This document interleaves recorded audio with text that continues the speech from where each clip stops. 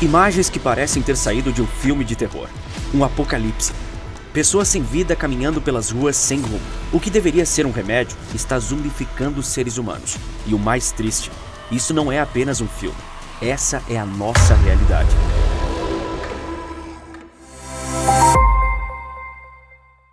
Pela introdução que dei, é fácil você se confundir com o plot de filmes e séries de apocalipse zumbi. Mas não estou me referindo a The Walking Dead, The Last of Us ou Resident Evil. Estou falando da realidade. Uma cena deplorável e que não está muito longe do nosso dia a dia, infelizmente. E para entender como isso tem acontecido, precisamos falar do que era para ser uma cura, um alívio para as dores, mas se tornou um veneno para muitos. Existem remédios leves, próprios para tratar uma dor simples. Na mesma medida, existem outros um pouco mais potentes, com alguns efeitos colaterais, mas nada demais. E existem remédios que são, de fato, muito fortes. Os opioides são medicamentos com efeitos analgésicos e sedativos poderosos, fazendo com que as pessoas fiquem sonolentas e quietas após ingeri-los. Um famoso opioide é a morfina. Milhões de pessoas, mundo afora, tiveram um sofrimento atenuado no último século com a administração adequada dessa substância. Mas ela também é uma substância altamente viciante e vem causando um problema colossal no país mais rico do mundo. Os Estados Unidos, atualmente, estão enfrentando uma crise de opioides absolutamente catastrófica, sob todos os pontos de vista. São Paulo, o estado mais rico do Brasil, também está vendo seus problemas com usuários de drogas aumentar, à medida que as drogas sintéticas se espalham pelo país. O curioso, por mais estranho que isso soe para você, é que a solução americana para enfrentar esse problema são as máquinas de refrigerante. Em uma palavra, a pessoa deixa de existir, está desconectada, é um cadáver que se move, se deprime e sofre. Não deseja nada, nem pensa em nada que não seja morfina. Essa é uma frase do médico russo Mikhail Bulgakov, que sintetiza a realidade que se abate sobre aqueles dependentes do princípio ativo do ópio, a morfina. Agora imagine, o que um opioide sintético 100 vezes mais potente que a morfina pode causar? Esse é o efeito do fentanil. Não à toa, cada vez mais americanos morrem por overdose dessa substância. Historicamente, ele é usado para aliviar dores agudas e crônicas, sendo um medicamento seguro e eficaz quando usado de acordo com as instruções. Aqui está o pulo do gato, quando usado adequadamente. Não precisamos nos esforçar muito para perceber que se os Estados Unidos estão enfrentando uma epidemia de opioides, é porque muita gente não está utilizando eles da forma correta. Você concorda? Afinal, o fentanil é a própria morfina. Como vários outros medicamentos potentes, podem gerar efeitos colaterais graves, como a overdose. Não estou exagerando ao dizer que é uma verdadeira epidemia. Os números mostram isso de forma clara. Em 2015, a cidade de Washington, capital americana, registrou em média 17 mortes por overdose a cada 100 mil habitantes. Hoje, a taxa já está acima de 60 overdoses fatais pelos mesmos 100 mil habitantes. Para um efeito comparativo, essa taxa é o dobro do número de homicídios registrados na cidade. Nos números gerais dos Estados Unidos, contando todo o território, a situação se torna ainda mais desoladora. Em 2022, simplesmente foram 106 mil pessoas que morreram de overdose na potência americana. Imagine uma situação assim no Brasil. O pior, as drogas que causam isso já estão por aqui, como já vamos ver. Como venho enfatizando, o fentanil é a causa maior de tudo isso, sendo responsável por 96% das fatalidades ligadas a abuso de drogas em Washington. Uma overdose por fentanil pode causar efeitos como confusão mental, perda de consciência e convulsões. Seu consumo de apenas 2 miligramas pode ser letal para um adulto. Para piorar, traficantes misturam essa substância com outras consideradas mais leves, com a intenção de viciar o usuário. Porém, essa mistura pode levar a óbito. Mas é aqui que entram as benditas máquinas de refrigerante. Você pode estar se perguntando como elas podem ser a solução para problemas tão específicos. Primeiramente, é importante destacar que essas máquinas estão espalhadas aos montes pelas cidades de lá, como Washington.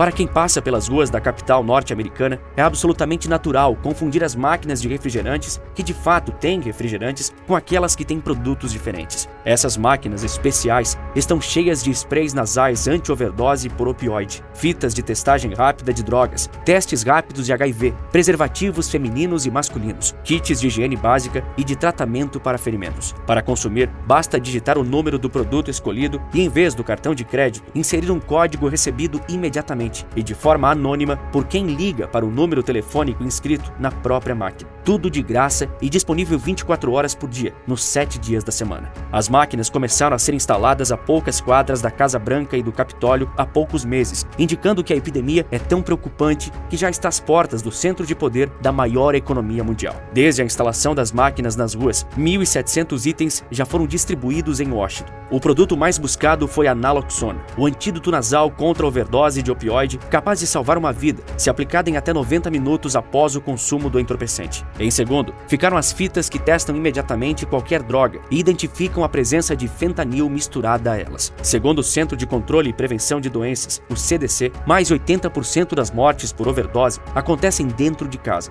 E em cerca de 40% das vezes, há mais alguém presente no momento da morte, e que poderia ajudar a revertê-la se tivesse com o antídoto. A ideia das máquinas de refrigerante, transformadas em postos automáticos de emergência, vem se mostrando um relativo sucesso, mitigando danos. Em Cincinnati, no estado de Ohio, aqueles que querem retirar um produto podem telefonar para o número na máquina e obter um código pessoal válido por 90 dias. Ao longo deste período, a pessoa pode retirar um item de cada tipo por semana. Em 2 anos e meio de operação, é relatado que foram revertidas 2.500 overdoses com naloxona distribuída via máquina de refri. As fitas para teste detectaram fentanil na droga dos usuários em ao menos 5.000 ocasiões. Ainda assim, as mortes de usuários não caíram. Na média, na verdade, mortes por opioides cresceram 22% nos condados com redução de danos. Mas existe um outro lado da moeda, e ele é preocupante. Estudos indicam um crescente temor de que o acesso generalizado à naloxona, que reduz o risco de morte por overdose, possa levar involuntariamente a um consumo maior ou mais arriscado de opioides. Resumindo, com acesso facilitado ao antídoto, pode ser que as pessoas estejam mais suscetíveis a tomar riscos maiores, consumindo os entorpecentes. Porém, existem especialistas que discordam dessa visão e afirmam que esses estudos estão sendo parciais. Em favor das máquinas, há o argumento adicional de elas terem um baixo custo ao governo. Além de Washington e Cincinnati, há experiências com a máquina de refrigerante em locais como Nevada, Nova York e Porto Rico. Mas a situação no Brasil não parece que será resolvida de forma similar. O problema brasileiro relacionado às drogas, especialmente as sintéticas, contam com peculiaridades que afetam até mesmo a sua segurança. O Brasil é um país em desenvolvimento, oscilando entre ser possuidor de uma economia grande e ser também um país desigual e com fortes problemas de criminalidade e outras mazelas. É inevitável que um país de tamanhas proporções tenha suas dificuldades, porém parece que alguns dos nossos problemas são insolucionáveis, ou nossos governantes que são incompetentes demais. De qualquer forma, essas mazelas geram vergonhas.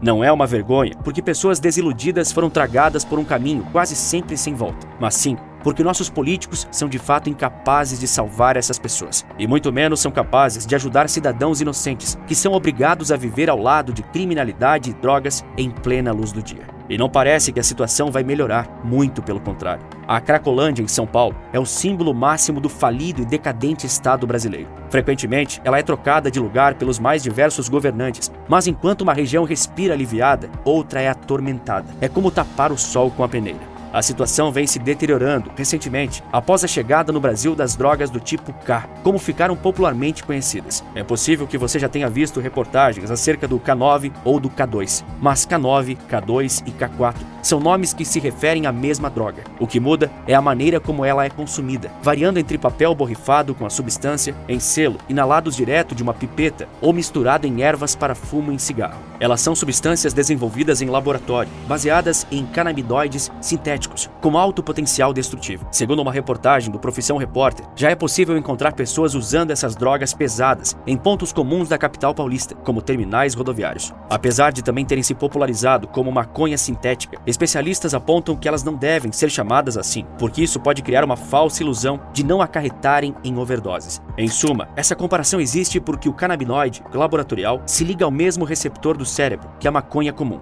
mas em uma potência até 100 vezes maior, podendo ser pior que o crack. Os sintomas das drogas K incluem criação de dependência, maior suscetibilidade à depressão, arritmias cardíacas, ataques de raiva e agressividade, paranoia, ansiedade e alucinações, convulsões, insuficiência renal e, num estágio derradeiro, a morte.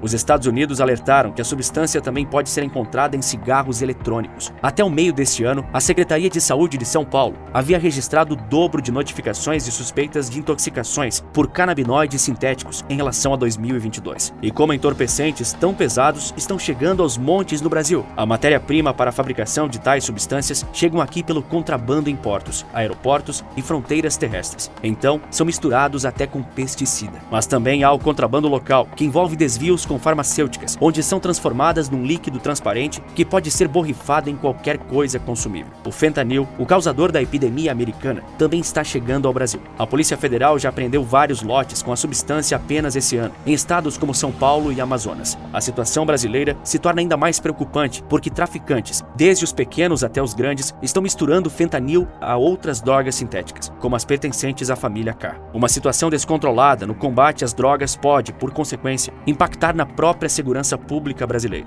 Mais drogas em livre circulação podem criar bolsões de anarquia que levam à atuação de criminosos, como acontece na própria Cracolândia. Quase metade dos usuários que vivem na Cracolândia compram drogas com o dinheiro de atividades criminosas, como furto e roubo. Frequentemente, a Cracolândia muda de lugar. Afinal, o reduto populacional regado a drogas não é uma localização fixa, sendo mais ambulante do que parece para quem vive fora da região. Moradores de todas as regiões da capital paulista temem que a Cracolândia se fixe em sua vizinhança, o que vem acontecendo frequentemente nos últimos tempos. Comparado aos Estados Unidos, o Brasil ainda não vivencia uma epidemia de opioides, que ceifa centenas de milhares de pessoas anualmente na potência americana. Porém, isso não significa que não temos problemas consideráveis também. A Cracolândia é apenas um exemplo disso. Se os Estados Unidos, com todo o seu poderio, são incapazes de fazer frente a essa situação catastrófica envolvendo drogas sintéticas, imagine o Brasil. Torçamos para que isso não aconteça por aqui, porque senão o que já é ruim vai ficar muito, muito pior.